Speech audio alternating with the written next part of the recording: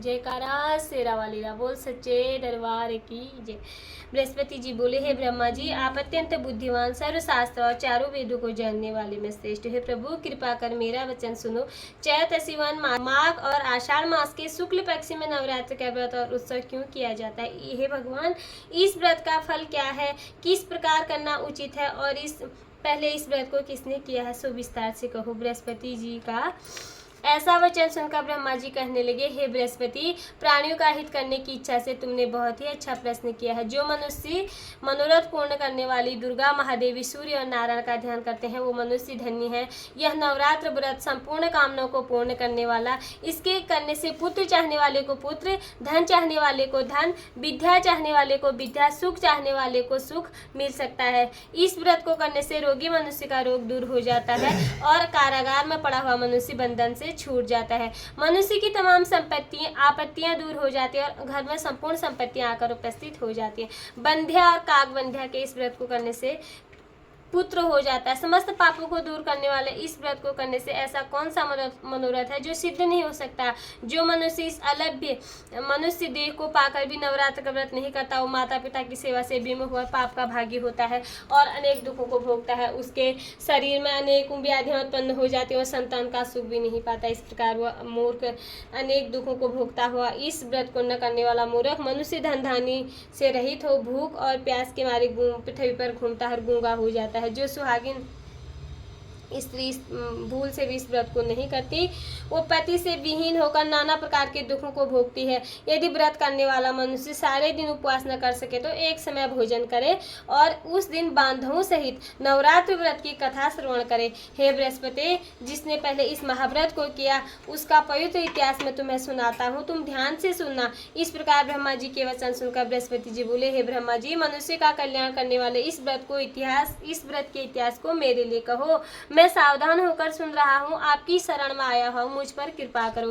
ब्रह्मा जी बोले, पीठत नाम के मनोहर नगर में एक अनाथ नाम का ब्राह्मण था। वह भगवती दुर्गा का भक्त था। उसके संपूर्ण सद्गुणों से युक्त मानव ब्रह्मा जी की सबसे पहली रचना हो ऐसी यथार्थ वाली सुमति नाम की एक अत्यंत सुंदर कन्या पैदा हुई। वह कन्या सुमति अपने घर के बालकपन में अपनी सहेली के साथ क्रीड़ा करते ही इस प्रकार बढ़ने लगी जिस प्रकार शुक्ल पक्ष में चंद्रमा की कला बढ़ती है। उसका पिता प्रतिदिन दुर्गा जी की पूजा और होम किया करता था। उस समय वहाँ नियम से वहाँ उपस्थित होती थी। एक दिन वह सुमति अपनी सखियों के साथ खेलने लग गई। वह भगवती के पूजन में उपस्थित नहीं हुई। उसके पिता को पुत्री की ऐसी असावधानी देखकर क्रोध आया। पुत्री से कहने लगा, हे पुत्री, आज प्रभात में तुमने भगवती का पूजन नहीं किया, इस कारण मैं किसी कुष्ठी और दरिद्री मनुष्य के साथ तेरा विवाह करूंगा। इस प्रकार कुपित पिता के वचन को सुनकर सुमति को बड़ा दुख हुआ और अपने पिता से कहने लगी, हे पिताश्री, मैं आपकी कन्या हूँ, मैं सब तरह से आपके अधीन हूँ, जैसी आपकी इच्छा है वैसा करो। रोगी, कुष्ठी अथवा और किसी के साथ जैसी तुम्हारी इच्छा मेरा विवाह कर सकते हो। वही जो मेरे भाग्य में लिखा हो। मेरा तो इस पर पूर्ण विश्वास है। मनुष्य न जाने कितने मनोरथों का चिंतन करता है, पर होता वही है जो विधाता ने लिखा है। जो जैसा करता है उसको फल भी उसी कर्म के अनुसार ही मिलता है, क्योंकि कर्म करना मनुष्य के अधीन है, फल देव के अधीन है। जैसे अग्नि में प्रेरण आदि उसको अधिक प्रदीप्त कर देते हैं, उसी तरह अपनी कन्या के ऐसे निर्भयता से कहे वचनों को सुनकर उस ब्राह्मण को और अधिक क्रोध आया। तब उसने अपनी कन्या का विवाह एक कुष्ठी से कर दिया। अत्यंत क्रुद्ध होकर पत्नी से कहने लगा कि जाओ जाओ जल्दी जाओ, अपने कर्मों का फल भोगो। अपने पुत्री से कहने लगा कि जाओ जाओ जल्दी जाओ, अपने कर्म का फल भोगो। देखें केवल भाग्य भरोसे रहकर क्या करती हैं। इस प्रकार से कहे पिता के कटु वचनों को सुनकर सुमति अपने मन में विचार करने लगी, अहो मेरा बड़ा दुर्भाग्य है जिससे मुझे ऐसा पति मिला। इस तरह अपने दुख का विचार करती हुई वो सुमति अपने पति के साथ वन को चली गई। भयावने कुशायुक्त उस स्थान पर उन्हें इस रात बड़े कष्ट से व्यतीत की। उस गरीब बालिका की ऐसी दशा देखकर भगवती पूर्व पुण्य के प्रभाव से प्रकट होकर सुमति से कहने लगी, हे दीन ब्राह्मणी, मैं तुम पर प्रसन्न हूँ, तुम चाहो जो वरदान मांग सकते हो, मैं प्रसन्न होने पर मनोवांछित फल देने वाली हूँ। इस प्रकार भगवती दुर्गा का वचन सुनकर ब्राह्मणी कहने लगी, आप कौन है जो मुझ पर प्रसन्न हुई है, यह सब मेरे लिए कहो, अपनी कृपा दृष्टि से मुझ दीन दासी को कृतार्थ करो। ऐसा ब्राह्मणी का वचन सुनकर देवी कहने लगी, मैं आदि शक्ति हूँ और मैं ही ब्रह्मा विद्या सरस्वती हूँ। मैं प्रसन्न होने पर प्राणी को दुख दूर कर उनको सुख प्रदान करते हैं। ब्राह्मणी, मैं तुझ पर तेरे पूर्व जन्म के पुण्य के प्रभाव से प्रसन्न हूँ और तुम्हारे पूर्व जन्म का वृत्तांत तुम सुनाती हूँ, सुनो।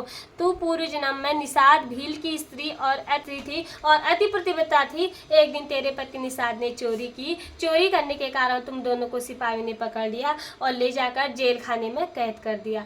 इन लोगों ने तेरे और तेरे पति को भोजन भी नहीं दिया। इस प्रकार नवरात्र के दिनों में तुमने न कुछ खाया न ही जल पिया। इस प्रकार नवरात्र के 9 दिन का व्रत हो गया। ब्राह्मणी, उन दिनों में जो व्रत हुआ उस व्रत के प्रभाव से प्रसन्न होकर तुम्हें मनवांछित वर दे रही हूँ। तुम्हारी जो इच्छा है सो मांगो। इस प्रकार दुर्गा जी के कहे वचनों को सुनकर ब्राह्मणी बोली कि अगर आप मुझ पर प्रसन्न है तो हे दुर्गे माँ, मैं आपको प्रणाम करते हैं, कृपा कर मेरे पति को कोढ़ को दूर करो। देवी कहने लगी, उन दिनों में जो तुमने व्रत किया है उस व्रत के पुण्य अपने पति को दूर करने के लिए अर्पण करो। मेरे प्रभाव से तेरा पति का कोढ़ रहित और सोने के समान शरीर वाला हो जाएगा। ब्रह्मा जी बोले। इस प्रकार देवी का वचन सुनकर ब्राह्मणी बहुत प्रसन्न हुई। पति को निरोग करने की इच्छा से ठीक है ऐसे बोली। तब उसके पति का शरीर भगवती दुर्गा की कृपा से कुष्ठहीन होकर अति क्रांति युक्त हो गया, जिसकी कांति के सामने चंद्रमा की क्रांति भी क्षीण हो जाती है। ब्राह्मणी पति की मनोहर देह को देखकर देवी को अति पराक्रमी वाली समझकर स्तुति करने लगी। हे दुर्गे, आप दुर्गत को दूर करने वाली, तीनों जगत का संताप भरने वाली, समस्त दुखों को दूर करने वाली, रोगी मनुष्य को निरोग करने वाली, प्रसन्न होने पर मनवांछित वस्तु को देने वाली और दुष्ट मनुष्य का नाश करने वाली हो। तुम ही सारी जगत की माता और पिता हो। हे अम्बे, मुझ अपराध रहित अबला को मेरे पिता ने कुष्ठ रोगी के साथ विवाह कर मुझे घर से निकाल दिया। उसकी निकाली हुई पृथ्वी पर घूमने लगी। आपने ही मेरा इस आपत्ति रूपी समुद्र से उद्धार किया। है देवी, मैं आपको प्रणाम करती हूँ, मुझ दीन की रक्षा करो। ब्रह्मा जी बोले, हे बृहस्पति, इस प्रकार उस सुमति ने मन ही मन देवी की बहुत स्तुति की। उसकी की हुई स्तुति सुनकर देवी को बहुत संतोष हुआ। ब्राह्मणी से कहने लगी, हे ब्राह्मणी, तेरे उदालय नाम का अति बुद्धिमान, धनवान, कीर्तिमान और जितेंद्र ने पुत्र शीघ्र ही होगा। ऐसा कहकर वो फिर कहने लगी, हे ब्राह्मणी, और जो कुछ तेरी इच्छा है सो मनवांछित वस्तु मांग सकते हो। ऐसा भगवती दुर्गा का वचन सुनकर सुमति बोली, हे भगवती दुर्गे, अगर आप मुझ पर प्रसन्न है तो कृपा कर मुझे नवरात्रि विधि बताइए। हे दयावती, जिस विधि से नवरात्र व्रत करने से आप प्रसन्न होते हैं उस विधि और उसके फल को मेरे लिए विस्तार से वर्णन करें। इस प्रकार ब्राह्मणी को वचन सुनकर दुर्गा जी कहने लगी, ब्राह्मणी, मैं तुम्हारे लिए संपूर्ण पापों को दूर करने वाली नवरात्र व्रत विधि को बतलाती हूँ, जिसको सुनने से तमाम पापों से छूटकर मोक्ष की प्राप्ति होती है। अश्विन मास के शुक्ल पक्ष की प्रतिपदा से लेकर 9 दिन विधि पूर्वक व्रत करें। दिन भर व्रत न कर सके तो एक समय भोजन करें। पढ़े लिखे ब्राह्मण से पूछकर घट स्थापना करें।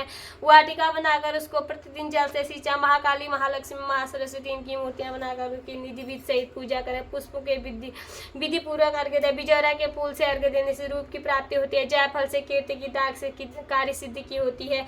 आंवले से सुख से, केले से भूषण की प्राप्ति होती है। इस प्रकार फलों से अर्घ्य देकर यथाविध हवन करें। खांड, घी, गेहूं, शहद, जौ, तिल, बिंब, नारियल, दाख और कदम्ब इनसे हवन कर गेहूं से होम करने से लक्ष्मी की प्राप्ति होती है। खीर व चंपा के पुष्पों से हवन से धन और पत्तों से तेज और सुख की प्राप्ति होती है। आंवले से कीर्ति और केले से पुत्र की प्राप्ति हो। कमल से राज सम्मान और दाखों से सुख की प्राप्ति होती है। खांड, घी, नारियल, शहद, जौ, तिल इनसे तथा फलों को होम करने से मनवांछित वस्तु की प्राप्ति होती है। व्रत करने वाला मनुष्य इस विधान से होम कर आचार्य को अत्यंत नम्रता के साथ प्रणाम करे। यज्ञ की सिद्धि के लिए उसे दक्षिणा दे। इस महाव्रत को पहले बताई हुई विधि के अनुसार जो कोई करता है उसके सब मनोरथ पूर्ण सिद्ध हो जाते हैं। इसमें तनिक भी संशय नहीं है। इन 9 दिनों में जो कुछ दान दिया जाता है उसका करोड़ों गुना मिलता है। इस नवरात्रि के व्रत करने से अश्वमेध यज्ञ का फल मिलता है। हे ब्राह्मणी, इस संपूर्ण कामना को पूर्ण करने वाले उत्तम व्रत को तीर्थ, मंदिर अथवा घर में ही विधि के अनुसार करें। ब्रह्मा जी बोले, हे बृहस्पति, इस प्रकार ब्राह्मणी को व्रत विधि और फल बताकर देवी अंतर्ध्यान हो गई। जो मनुष्य या स्त्री इस व्रत को भक्ति पूर्वक करता है वो इस लोक में सुख भोग अंत में दुर्लभ मोक्ष को प्राप्त होता है। हे बृहस्पति, इस दुर्लभ व्रत का महात्म्य मैंने तुम्हारे लिए बतलाया। ऐसा ब्रह्मा जी के वचन सुनकर बृहस्पति जी आनंद के कारण रोमांचित हो गए और ब्रह्मा जी से कहने लगे, हे ब्रह्मा जी, आपने मुझ पर अति कृपा की जो अमृत के समान इस नवरात्र व्रत का महात्म्य सुनाया है। प्रभु, आपके बिना और कौन इस महात्म्य को सुना सकता है। ऐसे बृहस्पति जी के वचन सुनकर ब्रह्मा जी बोले, हे बृहस्पति, तुमने सब प्राणियों का हित करने वाले इस अलौकिक व्रत को पूछा, इसलिए तुम धन्य हो। यह भगवती शक्ति संपूर्ण लोगों का पालन करने वाली है। इस महादेवी के प्रभाव के पुण्य को कौन नहीं जान सकता है। शेरा वाली दा बोल सच्चे दरबार की जय।